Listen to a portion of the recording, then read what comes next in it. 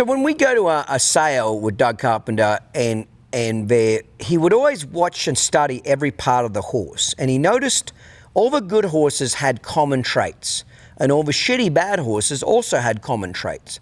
And one of the common traits that he used to make a big deal of, that I honestly didn't think it was that big a deal in the beginning, but now as I've got older, I've realized everything counts, is when you go to a national sale, all these horses are in stalls. So you kind of look at them at the stall, and the owner might get the horse out and walk it around for you and then put it back in its stall. But you don't really get to put it in a round pen. And, you know, there's videos on the horse and photos, but you don't really get to get your hands on it that well. But at these sales, there's usually a lot of commotion, a lot of noise, a lot of people. It's usually the first time these horses have been away from home. So they're nervous, they're bug-eyed, they're worried, etc. And these yearlings are fucking jacked up on feed. They're jacked up on Mountain Dew, okay? Like, I mean, they're just, their eyes are as big as saucers. They're fat, they're slick, they're shiny. You know, it's basically like fucking jacking up a 5-year-old kid on Mountain Dew and sugar and fucking jelly beans and take this son of a bitch to the supermarket and think this kid's gonna act right, okay? You know, his head's gonna explode because he's jacked up on sugar. But he always used to pay attention right before they would go in the ring. They'd always have like 10 horses outside the ring that are just being led in a circle, led around while they're waiting for their turn to go into the sale ring. Well, Doug would always watch, and he was always looking for those horses that just came in and tucked in right beside the handler. It's almost like the horses were scared and they just followed their leader. They weren't rearing up in the air and running backwards and whinnying and kicking and being independent. It's like they just tucked in behind the handler and said, yep, wherever you go, I'm going. He said they always look for that security of the leadership of the human being. Now, for years, I was kind of like, fuck it, I don't give a shit if they're rearing, I can fix that shit. Because a lot of it was feed. A lot of it was poor groundwork manners. So my attitude was, I can fix all that shit, okay? But what I didn't realize at the time is, yeah, a lot of it I could fix.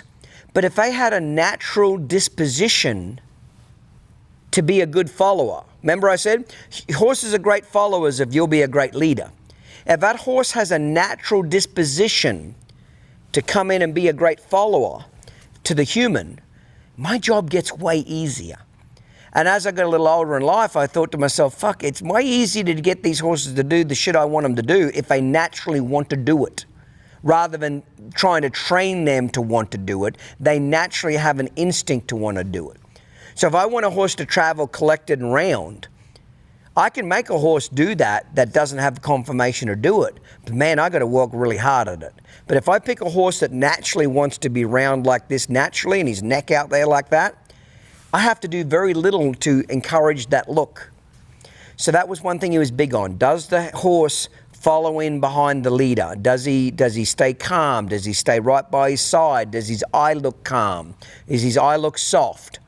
Or is that some bitch rearing up in the stall? I'll give you a perfect example of this shit, okay? When I bought Diaz myself, this is just before I met Doug, I bought Diaz as a yearling. I think I paid $28,000 for him back as a yearling. And Diaz was beautiful as a yearling. Drop dead bay, yearling colt, prettiest fucking horse there. But I remember watching Diaz in the stall, and this thing was a fucking idiot. I mean, he's rearing up in the stall, trying to see over the stall the other horse. He was a stud colt at the time. But he's rearing up, trying to get his head over the stall. He's pacing the stall. He's weaving back and forth. I mean, the whole commotion of the sale environment really fucking blew a wind up his skirt. You know, it mentally fried him, basically. Well, I overlooked all that. I'm like, okay, he's fat, he's slick, he's full of feed, he's full of sugar. I'll go home and fix all that shit. But I gotta be honest, and I did a lot of it.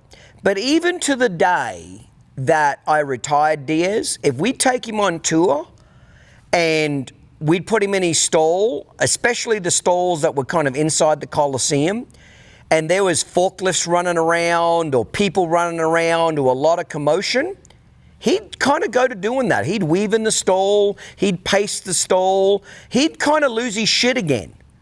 And even at 20 years old when I retired him, he still acted like a bit of a jackass in the stall. I never quite got all that out of him.